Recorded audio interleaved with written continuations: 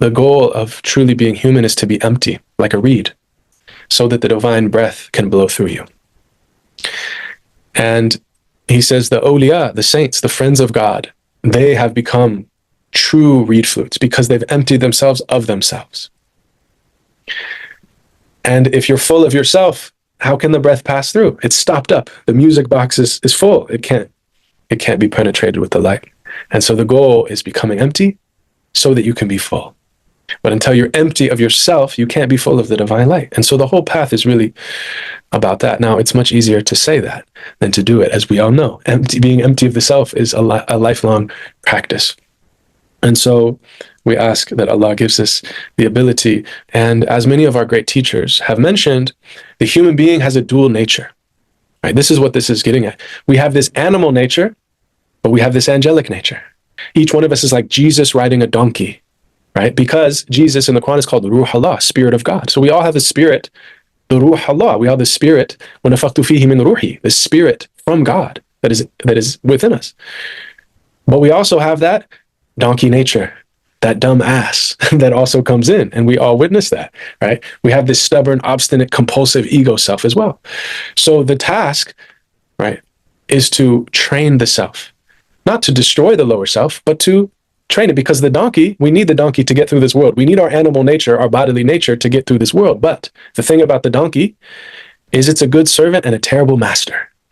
If it's in charge, it's going to take you off a cliff. But if it's mastered and it's trained and it's disciplined, now it will be a trustworthy steed. It will be like the Baraka that will take you through the seven heavens. May Allah help us to train our nafs. And of course, we are in need of that divine assistance and that divine medad to be able to discipline a self like that. But you think of these kids who, like, in this whatever game, and then they take over the city and they build this big empire and they become like the ruler of the world in the game. And then they're like sitting in their mother's basement and now they're like 30 years old and they like, there's nothing. What have you done? Like, you could have applied yourself in the world, but instead you applied yourself in this strange little game. In a certain sense, that's what the Quran is saying. Like, what is this dunya? La'b wa lahu. It's like a type of game. And then you have to leave it and you can't take any of it with you. You have to leave your mother's basement. Like, the dunya is like the basement. And you have to go up there and what have you done? Like, have you acquired anything? Have you made anything of yourself? It's nothing. It's meaningless. You were trapped in like this weird virtual reality that had no reality. But of course, we know the Quran is telling us it's not that nothing you do in this quote unquote game matters. It's the dunya, the material, the making this world the ends in itself that is the game. If you make this world the means, in other words, you're working for the next world, then you take that with you.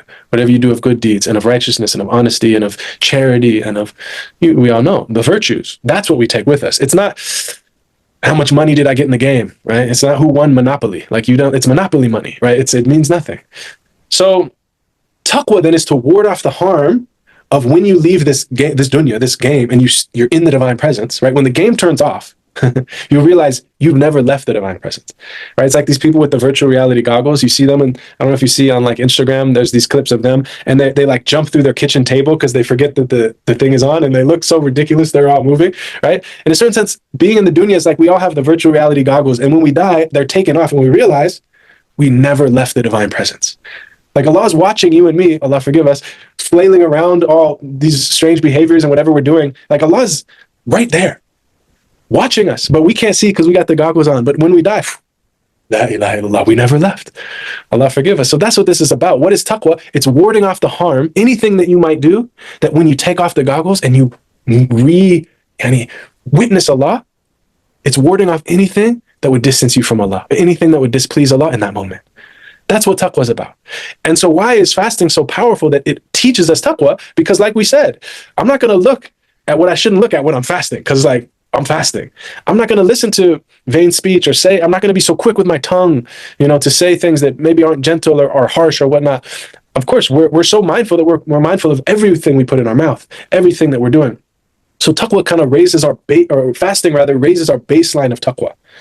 Our baseline of it's a type of awareness too. Taqwa is a type of awareness, They say one of the nature of the awliya, the true inheritors of this way, the people, illuminated hearts, is they're the foremost of giving everybody else their haqq. Like, if somebody needs a phone call, then they call them. If somebody needs food, then they give them food. If somebody is feeling down, that they're the ones to bring them up, and they always fulfill other people's rights, but they never claim their own rights because of this humility before God. Like, who am I to ask of anything? You know. So may we be allowed to follow in their way and taste of something of that which they tasted. The Prophet ﷺ said, all of the children of Adam, all of humanity, we're prone to make mistakes. But the best of those that make mistakes are tawabun, those that realign, that turn back, that know that they have a Lord that will receive them. And that's why it's intrinsic within our deen, is that it's a religion of hope. That we lose hope, that we've moved away from an understanding of the deen. How can we not have hope? And we have Allah subhanahu wa ta'ala, and in spite of us being ourselves, He is still Him. This understanding that even those aspects of the Quran that are like warnings and very strong, they are from love. It's actually that Allah is telling us, like, I love you and I created you from love to draw near to me and experience the fullness of my love in a way that no other creature can. Right? Even the angels bowed to your forefather because there's a secret in you, and it's a secret that if you choose to walk the path to my love, I will open the immensity of it to you that is the purpose of all existence.